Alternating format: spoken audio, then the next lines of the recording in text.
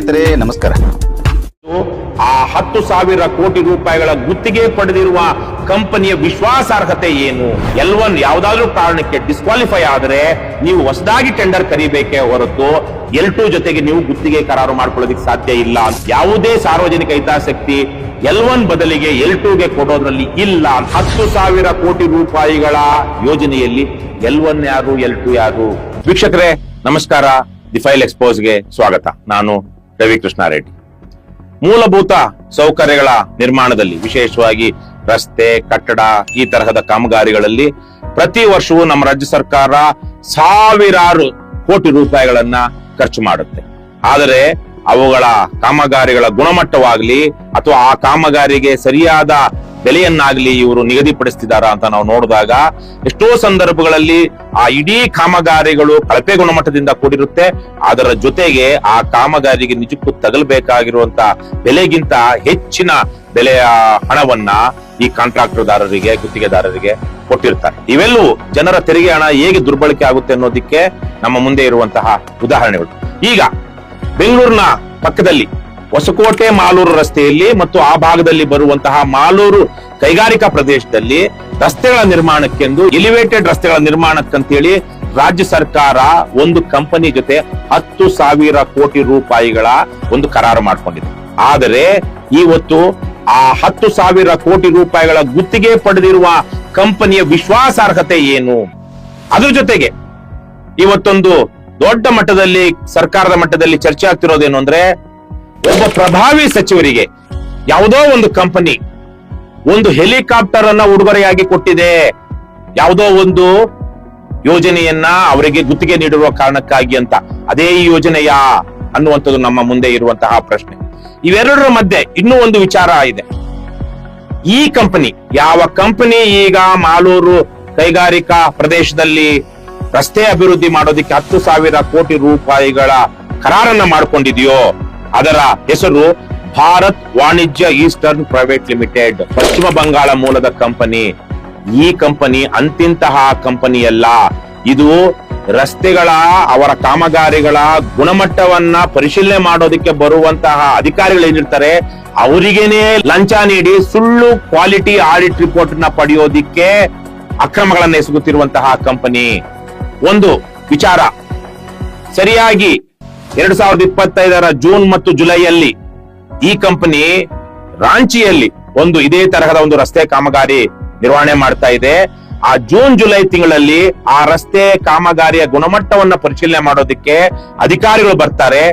ಈ ಕಂಪನಿಯ, ಈ ಭಾರತ್ ವಾಣಿಜ್ಯ ಈಸ್ಟರ್ನ್ ಪ್ರೈವೇಟ್ ಲಿಮಿಟೆಡ್ ಕಂಪನಿಯ ಚೀಫ್ ಆಪರೇಟಿಂಗ್ ಆಫೀಸರ್, COO, ಆತ ಮತ್ತು ಆತನ ಇಬ್ಬರು ಸಹೋದ್ಯೋಗಿಗಳು 10 ಲಕ್ಷ ರೂಪಾಯಿಯನ್ನ ಲಂಚವಾಗಿ ಆ ಸುಳ್ಳು ಕ್ವಾಲಿಟಿ ಆಡಿಟ್ ರಿಪೋರ್ಟ್ ಪಡೆಯೋದಿಕ್ಕೆ ಕೊಟ್ಟಿದ್ದಾರೆ ಅಂತ ಹೇಳಿ ಒಂದು CBI ನಲ್ಲಿ ಕೇಸು ದಾಖಲಾಗುತ್ತೆ. ಇವತ್ತು ಆ ಪ್ರಕರಣ ವಿಚಾರಣಾ ಹಂತದಲ್ಲಿದೆ. ಆದರೆ ಇದೇ ಸಂದರ್ಭದಲ್ಲಿ ಕರ್ನಾಟಕದಲ್ಲಿ ಈ 10,000 ಕೋಟಿ ರೂಪಾಯಿಗಳ ಯೋಜನೆ ಏನಿದೆ ಆ ಯೋಜನೆಗೆ ಟೆಂಡರ್ ಕರೆಯಲಾಗುತ್ತೆ. 2025 ಮಾರ್ಚ್ ನಲ್ಲಿ ಟೆಂಡರ್ಗೆ ಆಹ್ವಾನಿಸಲಾಗುತ್ತೆ. 16/4/25 ಟೆಂಡರ್ ಸ್ವೀಕಾರ ಮಾಡೋದಿಕ್ಕೆ ಕೊನೆಯ ದಿನವಾಗಿರುತ್ತೆ. ಆ ಟೆಂಡರ್ ನ ತಾಂತ್ರಿಕ ಬಿಡ್ಗಳನ್ನ 2025 ಸೆಪ್ಟೆಂಬರ್ 22ನೇ ತಾರೀಕು ತೆರೆಯಲಾಗುತ್ತೆ. ಆ ತೆರೆದಾಗ 6 ಜನ ಕಂಪನಿಗಳು ಇರ್ತಾರೆ ಆ ಟೆಂಡರ್ ನಲ್ಲಿ ಭಾಗವಹಿಸಿದಂತವರು. ಅದರಲ್ಲಿ ಭಾರತ್ ವಾಣಿಜ್ಯ ಈಸ್ಟರ್ನ್ ಪ್ರೈವೇಟ್ ಲಿಮಿಟೆಡ್ ಸಹ ಒಂದು. ಈ ಮಧ್ಯದಲ್ಲಿ ಸರ್ಕಾರಕ್ಕೆ ಅದೇ 2 ತಿಂಗಳ ಹಿಂದೆ ರಾಂಚಿಯಲ್ಲಿ ಕ್ವಾಲಿಟಿ ಆಡಿಟ್ ರಿಪೋರ್ಟ್ ಪಡೆಯೋದಿಕ್ಕೆ ಇದೇ ಕಂಪನಿಯ ಚೀಫ್ ಆಪರೇಟಿಂಗ್ ಆಫೀಸರ್ ಸಹಿತವಾಗಿ ಆ ಕಂಪನಿಯ ಉದ್ಯೋಗಿಗಳು ಅಧಿಕಾರಿಗಳಿಗೆ ಲಂಚ ಕೊಟ್ಟಿರ್ತಾರೆ ಅಂತ CBI case ದಾಖಲಾಗಿರುತ್ತೆ.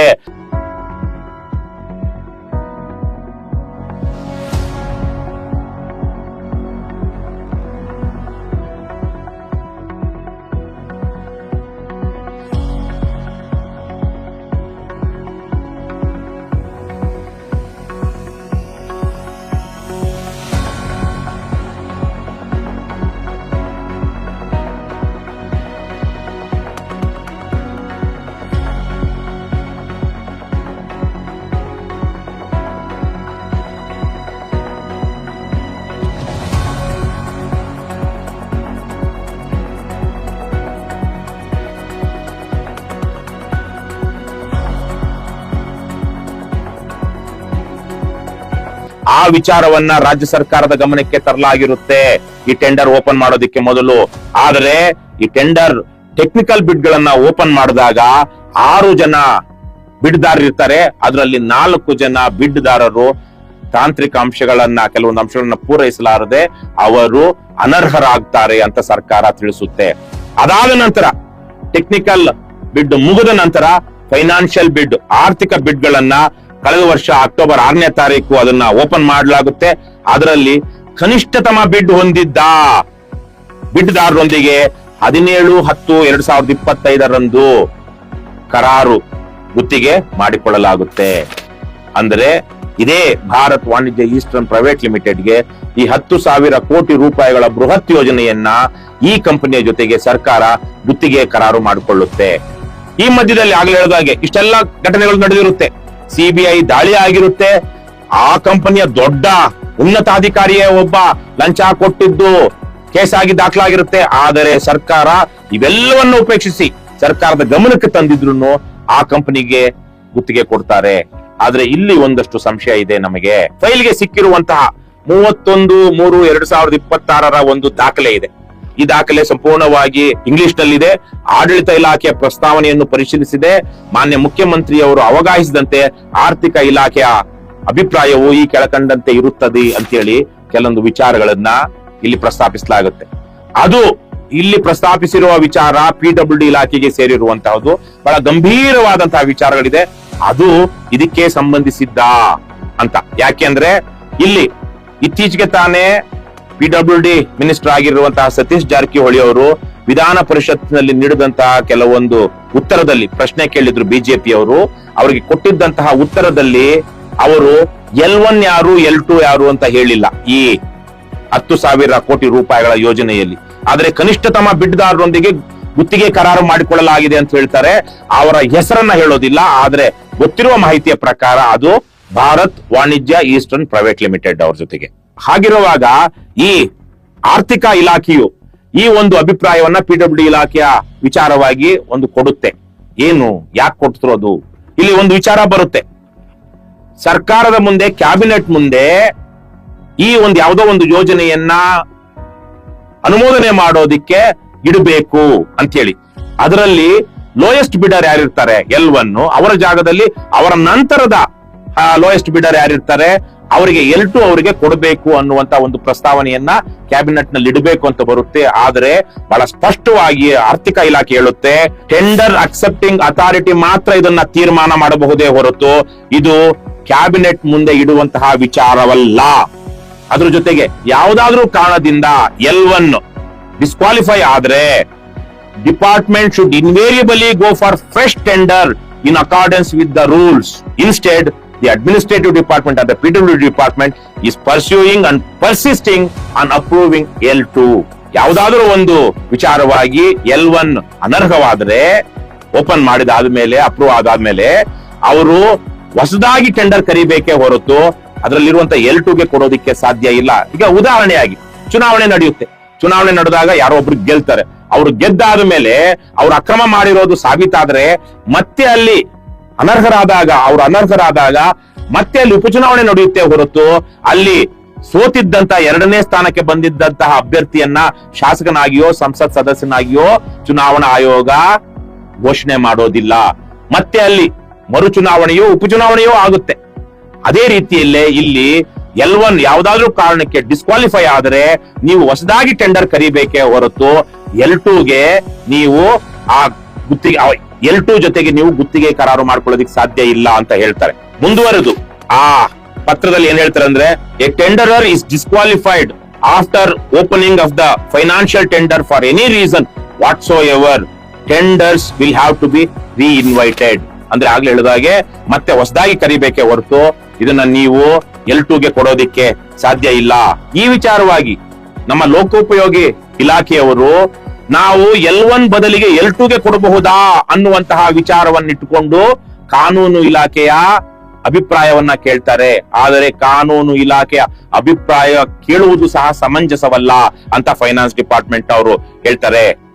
Rule 41 of the Karnataka government rules 1977 authorizes finance department to tender its opinion on the matters related to finance rules. ಅಂದರೆ ಆರ್ಥಿಕ ವಿಚಾರಗಳಿಗೆ ಸಂಬಂಧಿಸಿದಂತೆ ಅಂತಿಮ ಅಭಿಪ್ರಾಯ ಹಣಕಾಸು ಇಲಾಖೆಯದ್ದೇ ಆಗಿರುತ್ತೆ.